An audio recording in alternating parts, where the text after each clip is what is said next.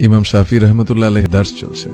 ছাত্র ইউনুস ইবনে আব্দুল আলা দার্সে আলোচিত কোন একটি বিষয়ের উপর একমত হতে পারলেন না।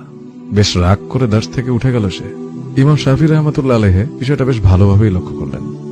ছাত্রের এভাবে চলে যাওয়াটা তার ভালো লাগেনি। সেই রাতে তিনি চলে গেলেন তার ছাত্রের বাড়িতে। কড়া নাড়লেন দরজায়। কে? আমি, মোহাম্মদ ইবনে ইদ্রিস। ইউনুস ঠিক নিশ্চিত হতে পারল না ইনি কোন মোহাম্মদ ইবনে ইদ্রিস। দরজা খুলতেই দেখলেন তার প্রিয় উস্তাদ স্বয়ং ইমাম শাফি রহমতুল্লাহ আলাইহি তার সাক্ষাতে তার দরজায় হাজির। যার পর নেই অবাক হল সে।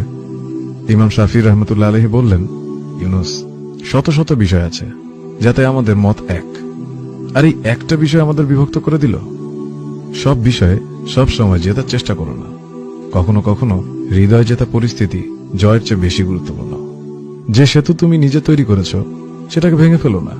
কোনো একদিন এই সেতু দিয়ে হয়তো তোমাকে ফিরতে হতে পারে। ভুলটাকে বাদ দাও, কিন্তু ভুলকারীকে বাদ দিও না।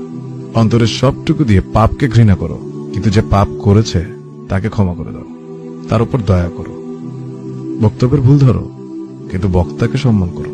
আমাদের কাজ রোগ নির্মূল করা, রোগীকে নয়।